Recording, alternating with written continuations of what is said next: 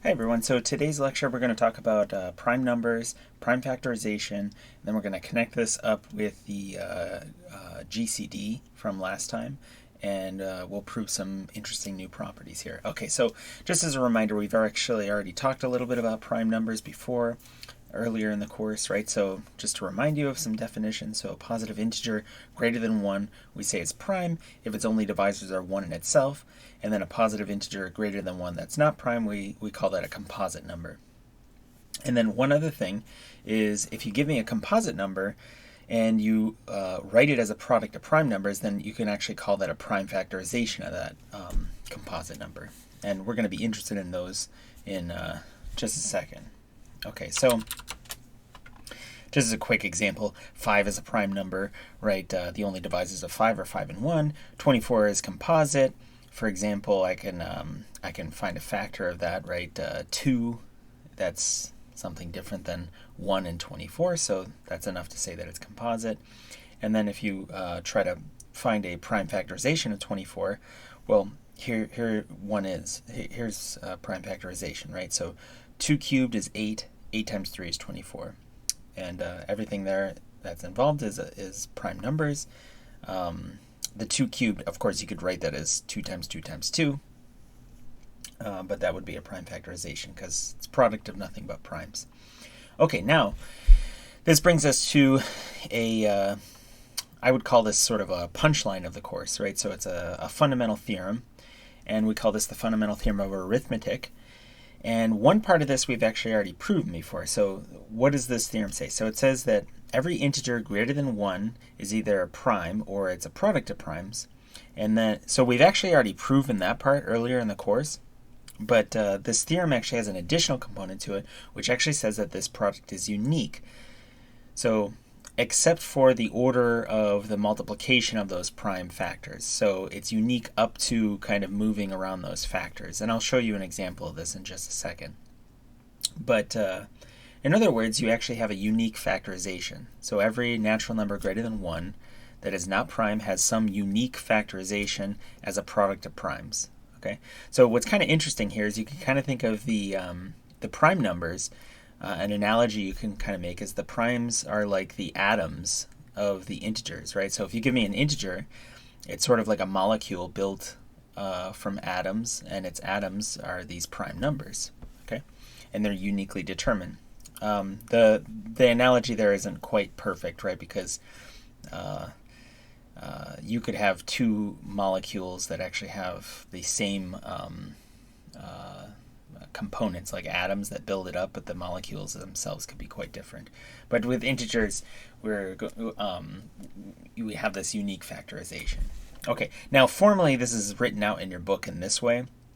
So it has the two parts. The first part here is the one that we've already proven. So every natural number greater than 1 is either a prime number or a product of primes. And then the second part deals with this unique factorization. So the way that they write it out is they just say, okay, well, if you had two different factorizations of n, so this first one here, where each of these pi's are prime, and then each of these qi's are prime, and it goes up to, so you have r of these p's and you have s of these q's, and you assume all those p's and q's are primes, and then you actually order them ascending, right? So p1 is less than or equal to p2, or is less than or equal to, and so on. Same thing with the q's. Then r has to be equal to s, so the number of primes total there would actually have to be the same. And not only that, you would actually, if you ascend them in this way, the factors will actually match exactly. So these two will end up being exactly the same factorization. So that's what we mean by unique factorization. So let's explore that a little bit. So for example, what's really nice about this is you could start out with any number, say 24, and you could start to factor it any way that you want. So 24, I know that I can write that as 2 times 12, right? I know that it has a factor of 2, so I can just divide by 2. I'll get 2 times 12. And 2 is prime, so now all I have to do is just keep finding factors of the stuff that's composite, right? So 12, for example, I could write that as 2 times 6, okay? And then the 6 I could factor again, and I could write that as 2 times 2 times 2 times 3, Okay, so right there is my prime factorization. Now you could write this as 2 cubed times 3, okay? And any way that you move these 2's and 3's around, you consider that the same prime factorization. So that's what we mean by unique prime factorization. So even though that I could write this 2 times 3 times 2 times 2, or I could write this as 2 times 3 times 2 squared. Even though that the list of primes here, the primes that are involved are exactly the same. So you see, this is what we were talking about up above, where we say that this product is unique except for the order of multiplication for the prime factors. So just keep in mind that we don't consider these two distinct factorizations, right? So that it's unique up to moving these factors around. Okay, now one nice consequence of that is what that means is you can actually factor that initial number many different ways, right? So for example, you could also factor it like this. You could just start out by saying, oh, I know that this is 4 times 6, and then these are both composites, so each of those can be factored a little bit more. Like I can factor the 4 as 2 times 2, and I can factor the 6 as 3 times 2. But look at what you get. In the end, the two factorizations are exactly the same, right? This is 2 cubed times 3 still. So no matter how you actually begin this, you will end up with the same prime factorization. That's one reason that this is actually really nice, is you can initially start to factor any way that you want. Another thing I just want to point out is you can actually make a nice factoring diagram here for this. Like for example, one way to do that is you start off with your number, and then what you do is you just start to branch it off. So you say that, oh, 24 is 2 times 12, right? That's what we did here. And then 12 is, oh, look, that's 2 times 6. And then 6 is 2 times 3. And so what you want is you kind of have this branch. So in the very end, you kind of want these end nodes here to all be primes, and that'll give you this factorization. Okay. This other one, look at this. So no matter how I start the factorization, this is 4 times 6 is 24. But look, this is not a prime and this is not a prime, so I can branch this one a little bit more, 2 times 2, and this one I can branch as 2 times 3. Okay, so in the end though, all the primes that are involved are exactly the same. So that's what's kind of nice about this. So let's do a few more examples. So let's find the prime factorization of 120. Well, 120, you can factor this many different ways. I could say that that's 12 times 10. Neither of these are prime, so I can factor these a little bit more, right? This is 2 times 6, and this is 2 times 5. Okay, I'm prime and prime and prime here, but this one I got to go a little bit further. So this is 2 times 3. And then finally I have all these primes. So what you get at these end nodes, that'll be your factorization. So 120 is 2 times 2 times 3 times 2 times 5. Right? So that is the unique factorization. And then you can clean it up a little bit. You can make it so it sort of ascends, right, in ascending order of primes. So how many 2's do I have? I have 3 of them. So it's 2 cubed. And I have a 3. And I have a 5. So this would be a nice version of the prime factorization of 120. And again, just to illustrate that no matter how I start that factorization, I'll end up with the same number in the end. You could start 120 and just say, oh, it's divisible by 2, right? And then I have 60. And then 60, you could say, oh, that's 5 times 12, right? And then 12 is, 2 times 6, and this is 2 times 3. And if you look, in the end, you'll get the same factorization, right? I have 3 of these 2's, I have a 3, and I have a 5. Okay, and there's many different ways that you can go about doing that. But in the end, the primes that are involved will be exactly the same. That's what the fundamental theorem of arithmetic actually says. Okay, so looking back earlier in the course, we did prove the first part of this. Okay, the proof of the second part of this is a little bit long. It's a proof by strong induction, and your book actually does a really good job of doing that. I thought we might do more examples rather than write that one all out.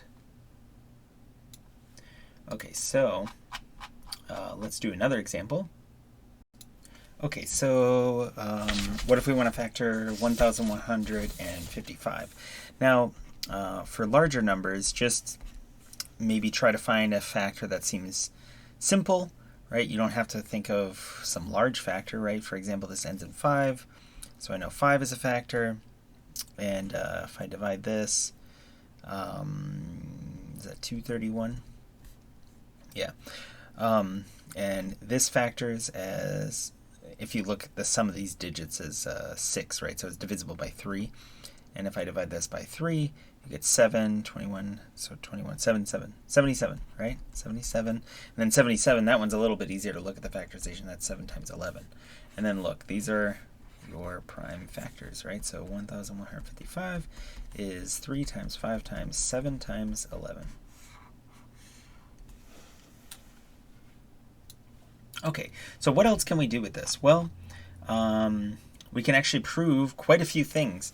One proof that I thought would be really neat to look at is the following. So once you have the fundamental theorem of arithmetic, you can actually prove that there must be infinitely many primes. All right, well, how do you do that? Well, you could do a proof by contradiction here. So proof by contradiction.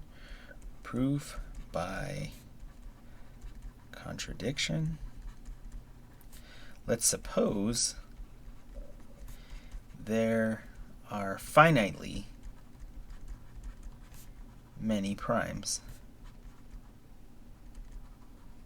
So we could list them, right? Let's call them P1, P2, up to Pn. So there are n primes where n is some positive integer. Okay? And that's fixed.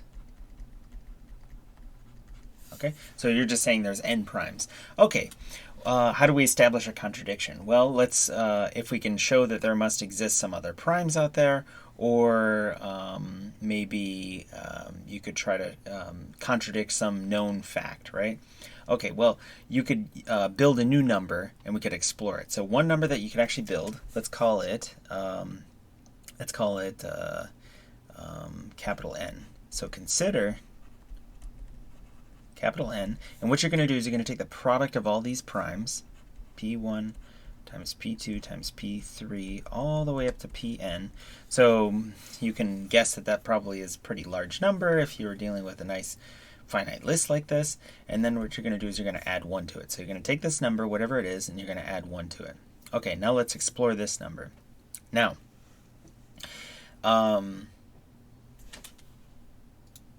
we can definitely say that n has to be greater than 1, right? Because this list up here, for example, this list is at least some positive number of primes. For example, 2 would be in this list, right? That's a prime, but let's suppose that that list is finite, and then this number is definitely not 1, right? So n is greater than 1, so by the fundamental theorem of arithmetic, right? You could just abbreviate the fundamental theorem of arithmetic that way, FTA. Okay, so you could call this FTA.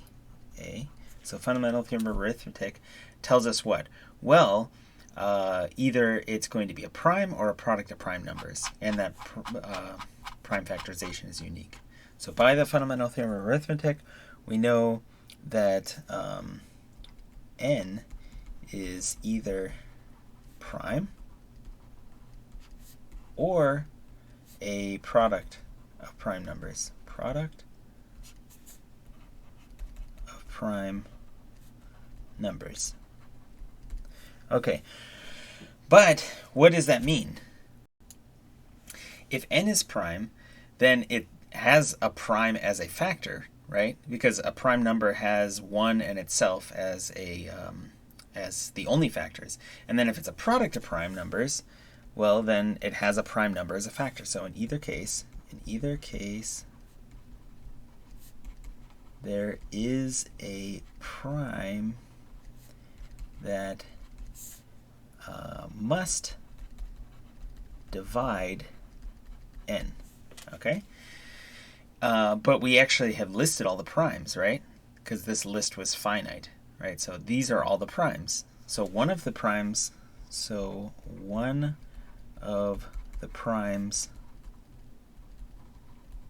above divides n. Okay, and what you could say is, well, I don't know which one it is specifically, but without loss of generality, I could just call it like P of j, where j is something between 1 and n inclusive, right? So without loss of, well, you know what? Let's just say it this way instead. So there exists some pj that divides n, where j is between 1 and n, right? Hopefully you agree with that, right? One of these primes up here must divide it from our argument. So it's just one of them. We don't know what it is. So there exists some pj that divides n, where j is between 1 and n here, inclusive. Okay, now how is that helpful? Well, so that is, if pj divides this, then I know that I can write n as pj times k for some integer k. Okay? And then I also have this equation here. Okay? So these two equations together, I can actually, I can substitute this information in. So substituting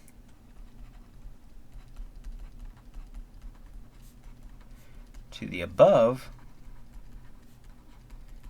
gives us pj times k is equal to p1 times p2 all the way to pn plus 1. All right, now what's interesting about this? Well, I can actually solve for 1, right? I can bring this term to the left here.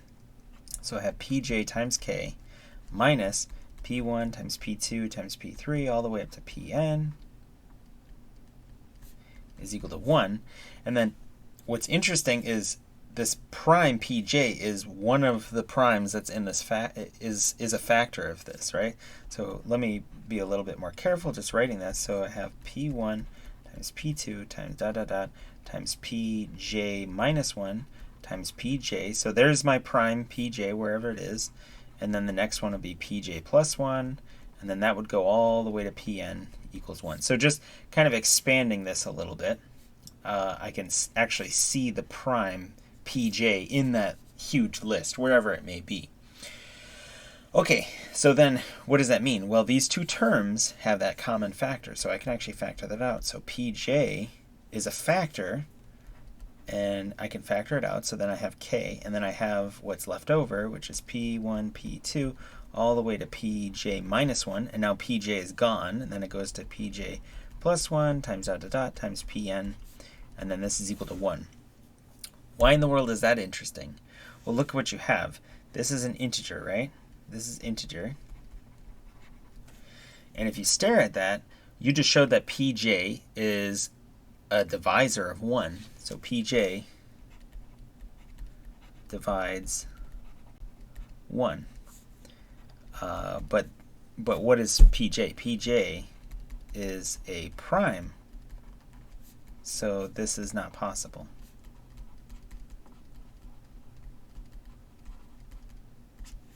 Right? Okay, so that's a contradiction. So this is a contradiction. This contradicts the original assumption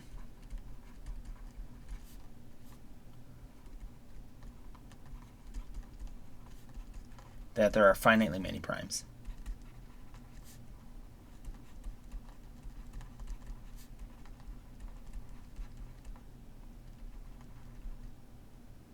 So what's the alternative? Well, there must be infinitely many primes, right? So thus, there are infinitely many primes. There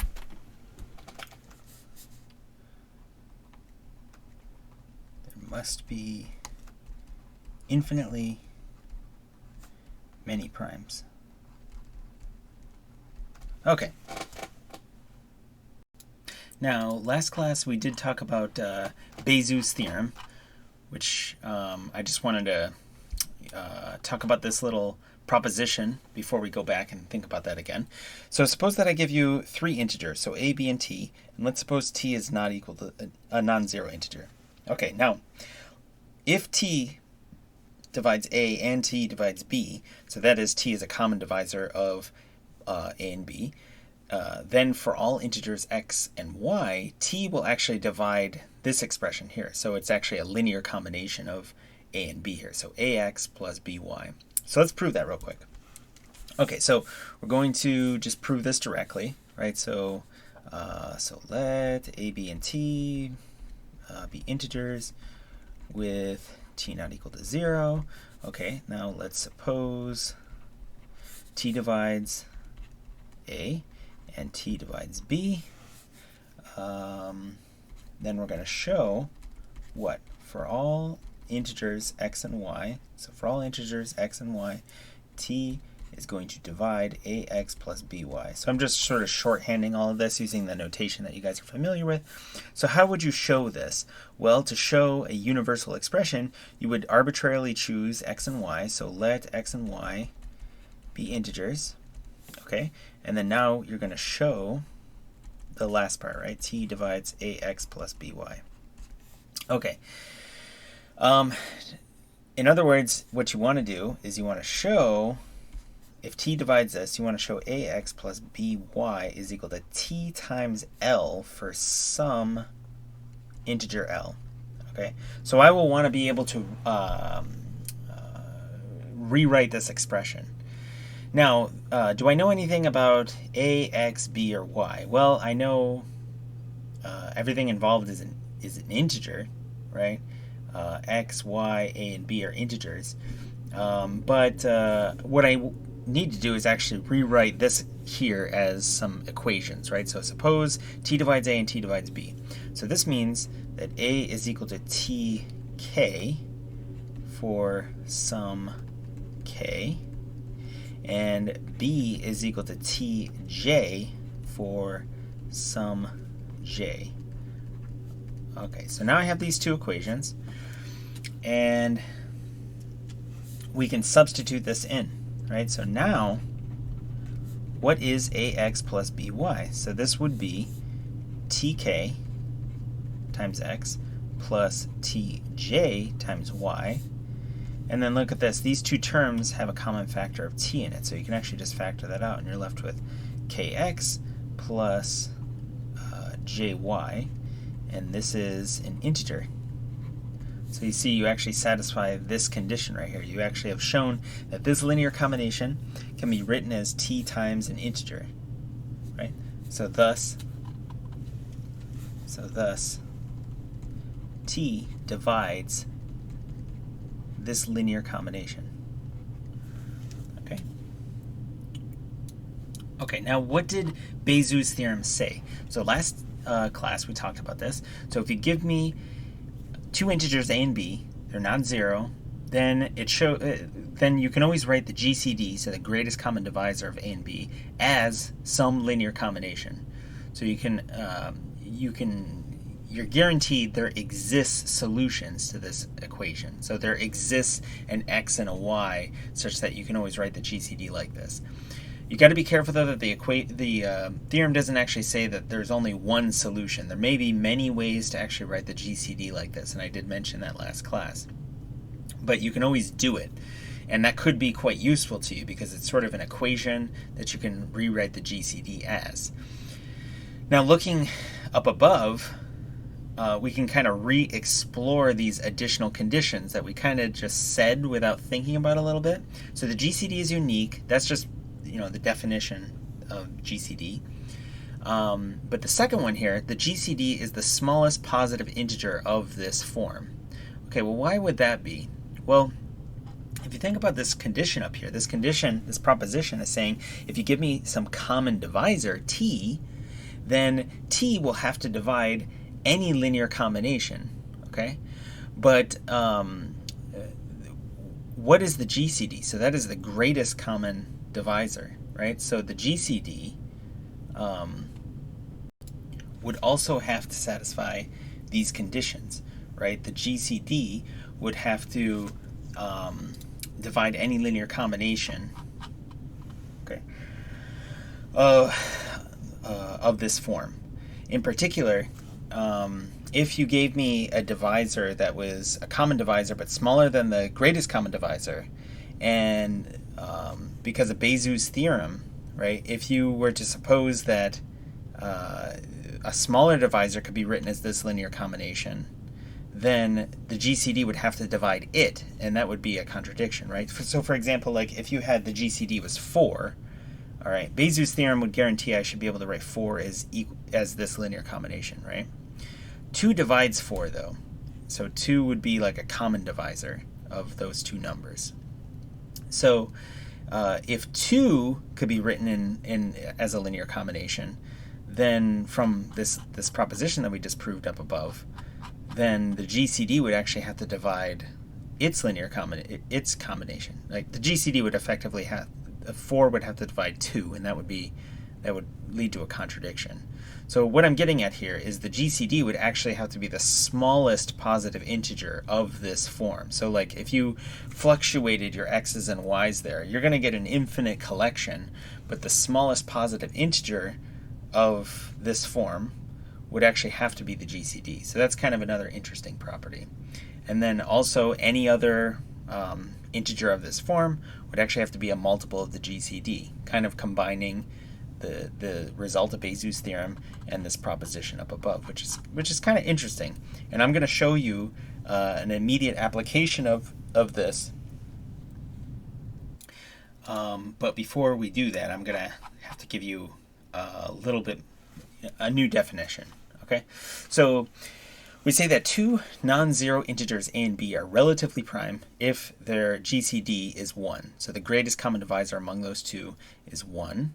And then more generally, if you gave me a whole list of numbers, so let's give me a list of non-zero integers a1, a2 up to an, then we say that they're pairwise relatively prime if you took the GCD of any pair of those and it's 1, whenever I is not equal to j. So you're going to be comparing, distinct numbers in that list. Okay. I mean, you could have a repeat in that list, but it's definitely not going to be relatively prime then. So let's just do a few examples just to make sure that this definition makes sense. So let's start off with a non-example, right? So the GCD of 4 and 6 is 2, right? The greatest common divisor of 4 and 6 is 2. So 4 and 6 are not relatively prime. Okay. Let's do another example. So the GCD of 5 and 6, this is 1, right? So the factors of 5, that's only 1 and 5. Factors of 6, let's just look at the positive ones because we know the GCD is going to be a positive one, right? So positive factors of 6 are 1, 2, 3, and 6. And so the only positive one that's common is 1. So these two are relatively prime with each other. So relatively prime. So 5 and 6 are relatively prime. Okay, so keep in mind, when you use this terminology, relatively prime, you're comparing numbers here. Okay, you're effectively looking at their factors, their prime comparative to one another. Even though that 6 is not a prime number, but when I'm kind of comparing the factors with 5, they don't have shared factors, right? So the greatest common divisor is 1. Okay. Let's consider 3 numbers. So consider 5, 7, and 10. Okay. These numbers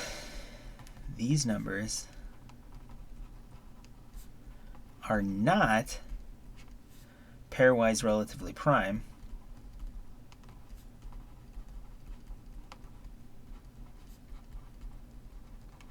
Okay, so pairwise relatively prime, I have to compare any pair, right? But if you notice, 5 and 10 share factors, right? So the GCD, non-trivial factors, right? So the GCD of 5 and 10 is 5, which is not 1, okay? So they're not pairwise relatively prime. But what's an example of a collection of three numbers that is pairwise relatively prime, let's consider 5, 6, and 7. So these are pairwise relatively prime since, okay, well, I actually have to compare every pair, right? So the GCD of 5 and 6 is 1, the GCD of 5 and 7 is 1, and the GCD of 6 and 7 is 1. Okay?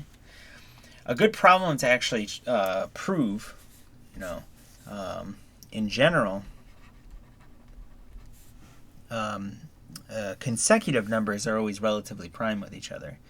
Okay, so the GCD of n and n plus 1, these are always going to be relatively prime with each other.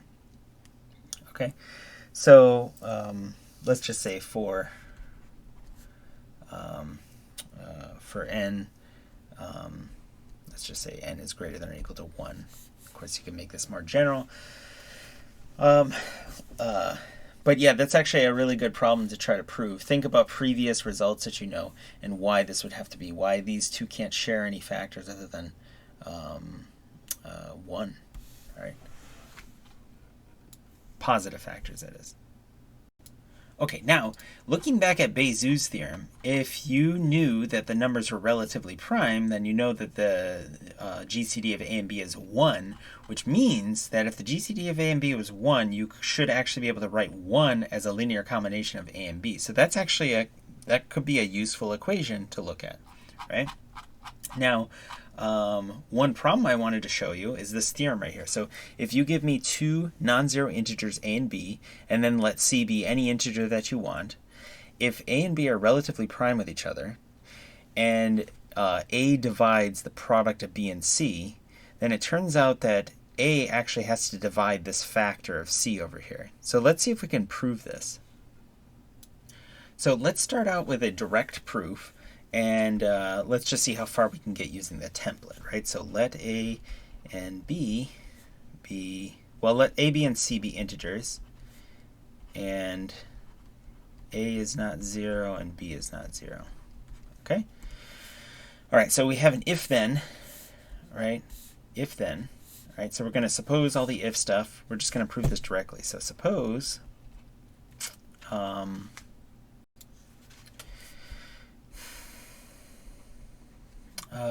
A and B are relatively prime.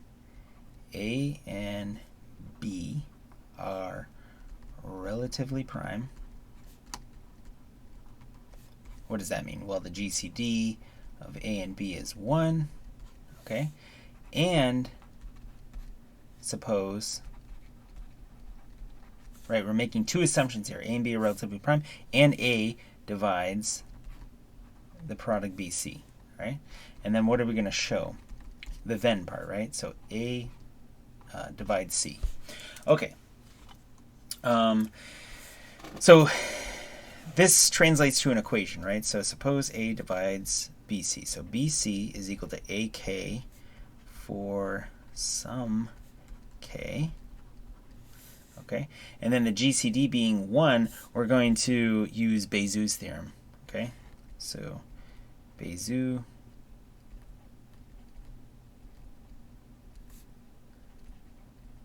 theorem says there exists an x and a y that are integers such that the GCD is actually equal to such that 1, which is the GCD of A and B, is equal to AX plus BY. Okay, so I have a second equation here. And then I also have this equation. Okay, what are we trying to show? Well, we're just trying to show that C is equal to A, we haven't used L, right? So L for some L. Okay, so somehow we want to get C by itself and kind of factor out an A. You might have some kind of crazy expression here. But look what we have. We have this equation, and we have this one. Now, I don't have a BC in the second equation, and I don't have an AK in the second equation. So, and I also want a c, right? So I don't even have a c in the second equation here. So what you could do is you could actually multiply the entire equation down here by c. And if I do that, so if I multiply 1 by c, I get c. And if I multiply this side by c, I get this. And then look at what you have. You have c cax plus c times b times y.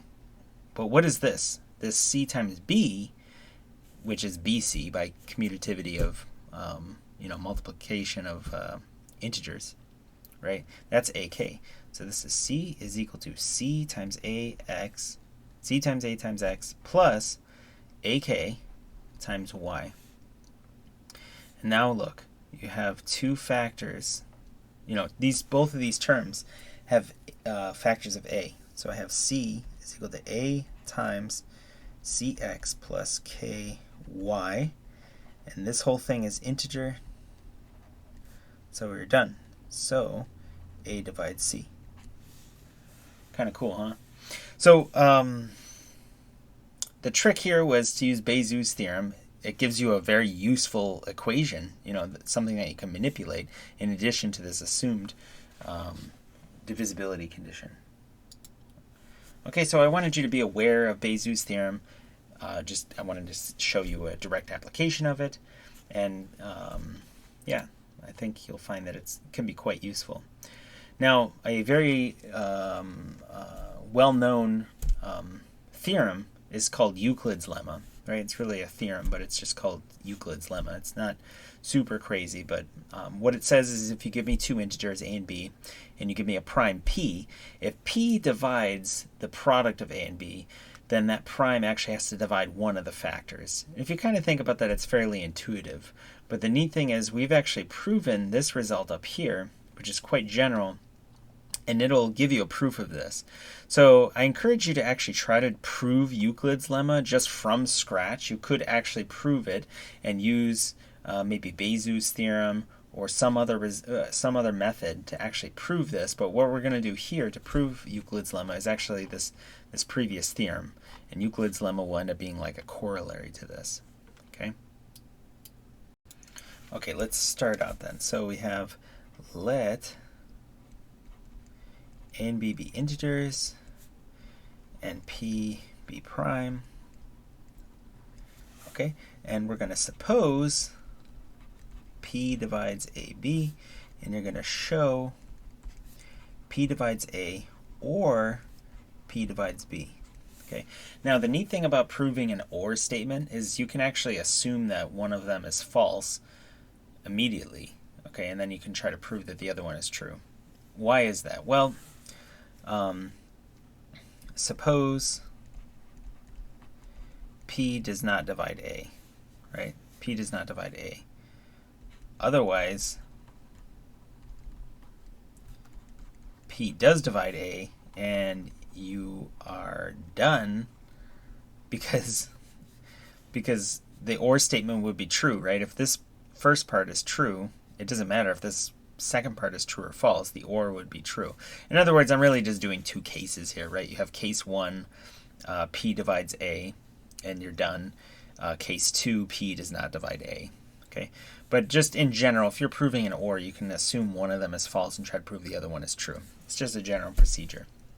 Okay, so suppose p does not divide a. Well, p is a prime number, right? P is prime. So what does that tell you? Well, so p and a must be relatively prime, right? Since the divisors of p are 1 and p does not divide a. Right? We just said p does not divide a. So that excludes that from being a divisor of a, which means that the only other divisor available that was a divisor of p is 1, and so their greatest common divisor would be 1. Right? So that is their GCD is 1. I don't even need to write this. I really just needed to say that they're relatively prime. Because once I know that they're relatively prime, I can actually use this previous theorem that we've already proven. Right? Because now that they're relatively prime, look at what you can say up here. So if A and B are relatively prime, and A divides B times C, then A must divide C. So kind of coming down here in this situation, we have P divides A, B, and P and A are relatively prime. So we would immediately get P divides that second factor, right? That second factor of B. So by the theorem up above, by the above theorem, P has to divide that second factor B. So you're done. Now, Euclid's lemma is not going to be true if P is not a prime in general, right? So in general, this result is not going to be true. For example, can you think of a counterexample? So maybe pause it, try to think of one for yourself. So you could have, so do you guys agree that 6 divides 12, right? And I can write 12 as 3 times 4, right? So this is 12, right? 6 divides 12, but 6 does not divide 3, and 6 does not divide 4, right? So 6, you're not forced for 6 to divide each of the factors that are involved here, okay? But if you have a prime, let's say it was 2 divides 12, then no matter how you factor 12, 2 will have to divide one of those factors. I mean, it'll have to, because of Euclid's lemma here. Okay.